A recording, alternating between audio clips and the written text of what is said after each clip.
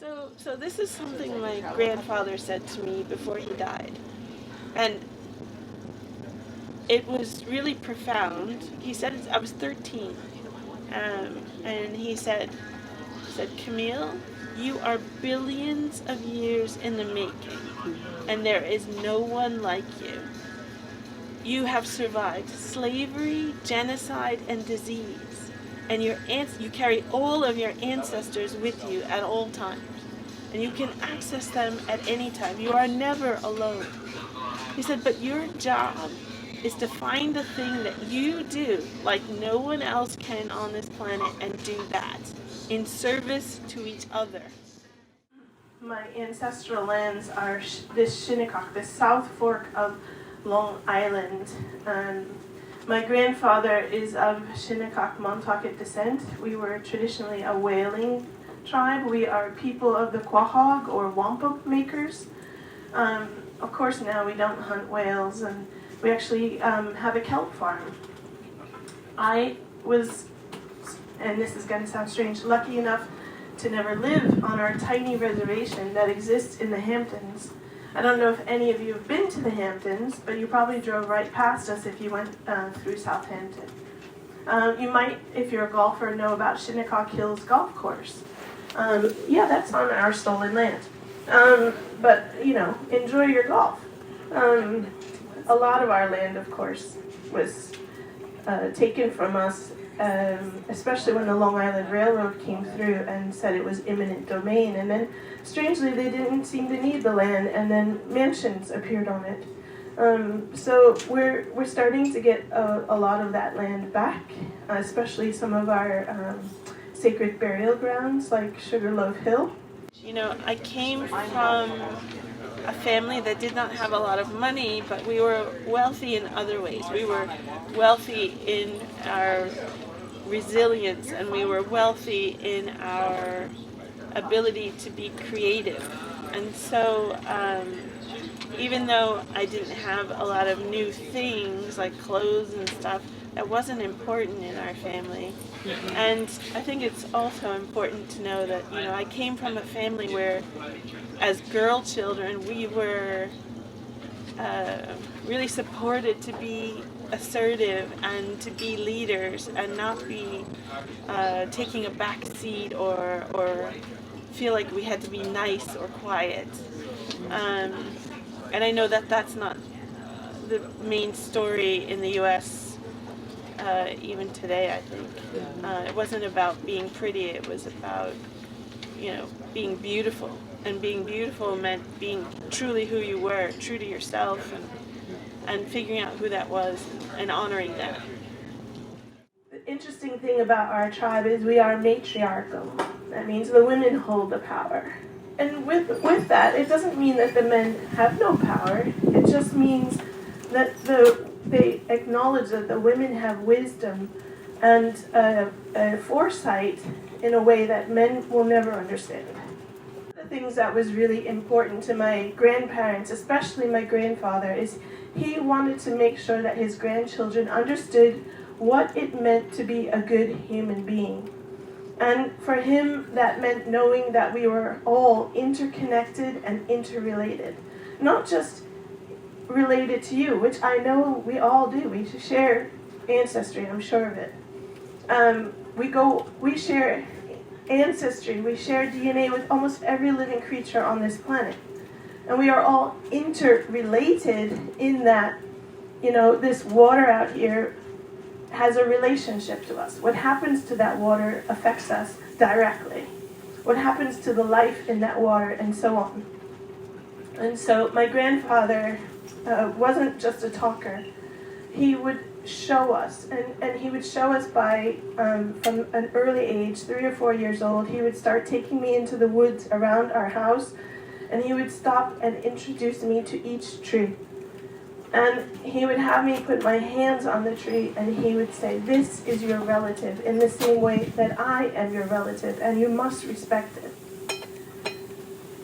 When you are given this gift of being able to recognize each individual tree, the same way I recognize each of your individual faces, it's a profound thing. It's very powerful because you never feel lost, you never feel alone, and you never feel separate. So whether it was snowing, sunny, hot, cold, I was made to sit outside for an hour each day. And after an hour, my grandfather would call me into the house and he would say, "What did you see?" And if I was feeling stubborn, I'd be like, "I didn't see anything, Grandpa." He'd say, "Go back outside." And so it was another gift he was giving me, this ability to be still and observe. You might have witnessed that on this trip, me doing some of that. And when, as a child, I'm sorry, I have a little tickly cough.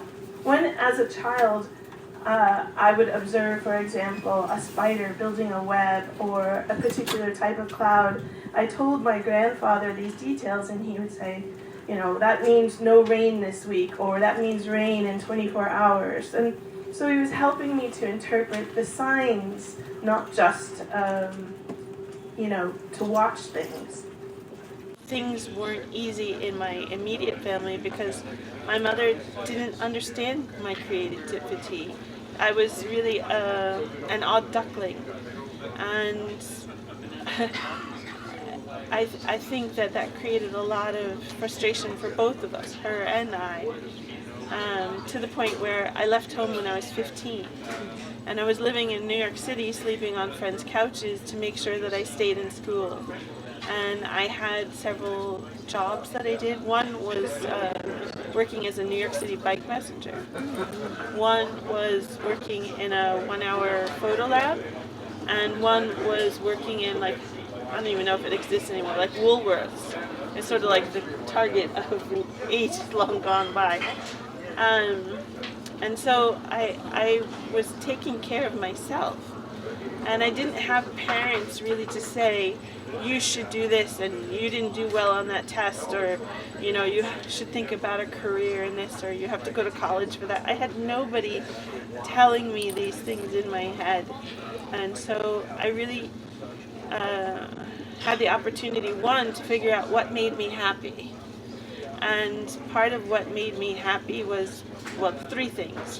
One was being outside, one was making things, and the other was traveling. And I knew at 15 that those three things were core to who I was and what I wanted to do. I think my love of photography began as a child. I remember holding the Kodak 110. It was like this rectangle thing. You put cartridges in. I took horrible photos. You had to look through this little viewfinder. And I loved the idea that I was making this image that we could look at later. But I think because of being homeless and really just being in survival mode, I never really thought I could be a photographer. Not to mention that there was nobody who looked like me who was saying, you could, this exists. I thought all photographers were just old white guys. And so when I finally, I think I was 32 when the switch came on, where I was like, this is what I want to do. And it wasn't because I saw somebody else. It was finally just like this compulsion, I have to do this. I want to use my camera. And this was after 9/11. And because I had worked as a New York bike messenger, I'd deliver parcels to those buildings all the time. So one of the things that happened when I was 15 and left home is the school recognized that I was at risk. And so they put me in an after-school program where they gave me a film camera. This was way before digital. And they took away the manual, which I thought was interesting. They said, you have to figure out how to use this camera. And way before YouTube or Google or anything, right? But they did teach me how to bulk load black and white film and how to use a wet darkroom. And then they said, go out and photograph your experience. And I don't think they realized how much that saved my life, really. It gave me something positive and creative to do in a time when I felt pretty lost and angry. And so, fast forward to 9/11, I have had, these images of myself as a teenager with the World Trade Center as part of my history. And here I'm holding my daughter as the second plane hits, and I realize she'll never know those buildings except for in a photograph or a film. And then I just understood the importance of a photograph as a historic document, as sort of proof of existence. And so 32 is pretty late to finally decide, oh, this is what I want to do. But that's when it happened. And then it's funny because I think the universe loves to give you exactly what you ask for. And I was just asking to show my intention of picking up the camera. The reason I lifted it was because I wanted to show that there was something beautiful about this life and our planet. And the universe goes, well, here's a road for you. And, all these doors started opening that I had never planned but my, my Indigenous heritage, my grandfather teaching me all these things as a child. One of the things he said was, if a door opens, go through it, even if it's not one that you planned, because it may teach you or show you something greater than you could have planned for yourself. And so I did. I often said yes to things, even though it was not in the scope of what I thought I should do, or because it just felt right. And that leads to one thing, leads to another. One day, as I was walking out onto the frozen ice, I had this experience where I was, for the first time, maybe you had this in Antarctica, understanding that this was not some science fiction movie, but this was my planet, that I was standing on my rock in space, and that I was made of the material of this place. Like, I am an earthling. And all of my grandfather's teachings sort of were coming flooding back to me as I was walking on the sea ice. And that really was amazing. It was something that helped me to recognize an important moment, like that. How many of us really truly ever acknowledge that we are of this earth, like that we are made of this earth, that we are creatures of this is our planetary home, in a way that we acknowledge in our daily choices. I think so many of us get caught up in our day-to-day grind that we really forget this fundamental truth that we only have one of these. I had gotten hired. They don't have quite the same position on this ship, but it's what's called expedition photographer, where my job was to document the trip through my eyes, photographically, and most of the time they didn't do anything with a picture, so I was just basically being paid to go to these amazing places and do what I loved, which I was all about. And when the UN announced that climate change was happening, suddenly my phone was ringing. People were asking for the photos they saw that I had been just, posting freely on the internet, and they all started coming to find me. And in 2006, I won a National Geographic Award, which basically was some money, but more importantly, it was like the Nat Geo recognition, which got me on a Russian icebreaker in the far side of Antarctica in the Ross Sea, a really amazing expedition. And on there, from there it just started rolling along. So Nat Geo published my first work in 2007 as part of the water issue. Like, there was a special water issue. And, to go from being a child who had only grown up looking at my grandfather's stacks of Nat Geo that he would never get rid of, to being in it was tremendous, not just for me, but for my entire family. Suddenly, being the odd duckling, I was suddenly doing something where they're like, oh wow, got their attention. And really, coming from such incredible dysfunction to achieve things like that really changed things, the dynamics in my family as well. And so I just kept rolling along. You have to have courage. Have courage to write your own story and understand that this is your life, this is your time on the planet. And it's up to you to determine what you want to happen on it in your time. Do you want to, I think a lot of people feel like, oh, my parents want me to do this. Well, tell your parents to go do that. That's their turn. This is your turn. You get to write your story.